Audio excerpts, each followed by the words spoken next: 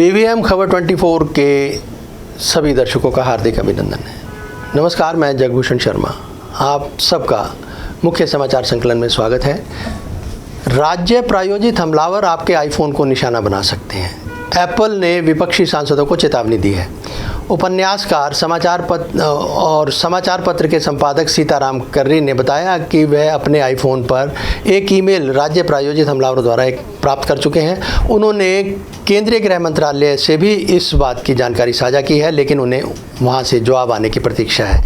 31 अक्टूबर को कम से कम विपक्ष के 7 सांसदों ने यह जानकारी दी है कि उन्हें भी अपने अपने आईफोन पर ये राज्य प्रायोजित हमलावरों द्वारा निशाना बनाया गया है, उन्हें चेतावनी दी गई है। तो जिन सांसदों को चेतावनी दी गई है उनमें शिवसेना के उद्धव गुट के हैं MP जो प्रियंका चतुर्वेदी, तृणमूल कांग्रेस के हैं महुआ मोइत्रा, कांग्रेस के पवन खेड़ा है, शशि थरूर वो भी कांग्रेस के हैं, CPIM में है सीताराम, आम आदमी पार्टी के राघव चड्ढा और AIMI चीफ जो है असुद्दीन ओवैसी, इन्होंने एप्पल के उपरोक्त भेजे गए मेल को ट्विटर पर साझा किया है।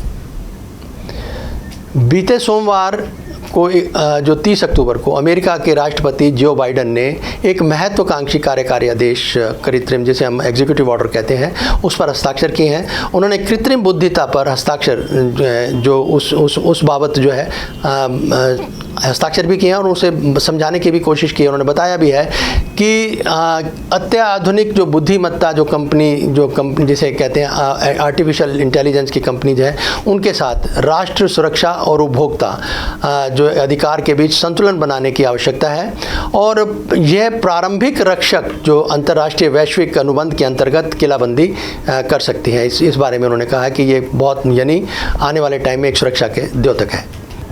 चुनावी बॉन्ड योजना को लेकर 31 अक्टूबर को अंतिम सुनवाई होगी।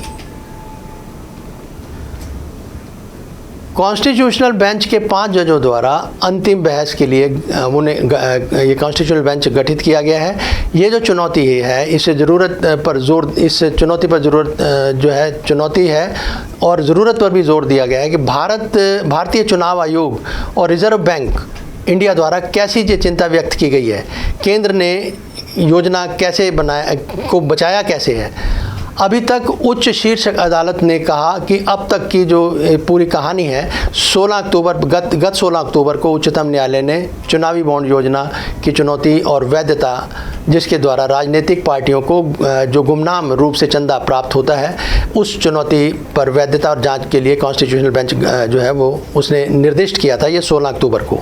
तो आज जो 31 अक्टूबर है, इस पर ये अंतिम बहस जो इस पर चल रही है और इस बेंच में जो कॉन्स्टिट्यूशनल बेंच है उसमें जो नाम है उनमें सर्वश्री जो पहला नाम है वो चीफ जस्टिस DY चंद्रचूड़ का है, वो शामिल है, वो नेतृत्व कर रहे हैं इस बेंच का। और इनके अलावा justice Sanjeev Khanna, justice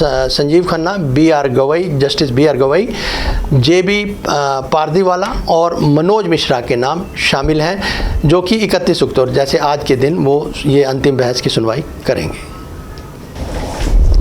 CBI जो है वो 6 महीने के बाद पूछताछ करेगी। ये कि प्रवर्तन निदेशालय ने दिल्ली के मुख्यमंत्री को समन भेजा है, यानी अरविंद केजरीवाल को समन भेजा है कि बृहस्पतिवार को दिल्ली में एक्साइज जो पॉलिसी है उस मामले में पूछताछ करेगी। तो इस बारे में समन भेजा गया है। आम आदमी पार्टी के नेता यानी केजरीवाल का कहना है कि जो BJP है वो कोई भी और किसी भी प्रकार से उन्हें गिरफ्तार करवाना चाहती है।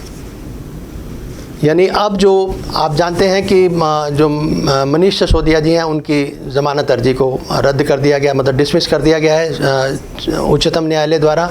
और अब जो है केजरीवाल को समन भेजा गया है प्रवर्तन निदेशालय द्वारा और अब ये जानकारी आगे बढ़ेगी। और वहीं जो केजरीवाल का कहना है कि BJP किसी भी प्रकार उन्हें अरेस्ट करवाना चाहती है। ये आज के मुख्य समाचार संकलन में फ़िलहाल इतना ही, फिर मिलेंगे। नमस्कार।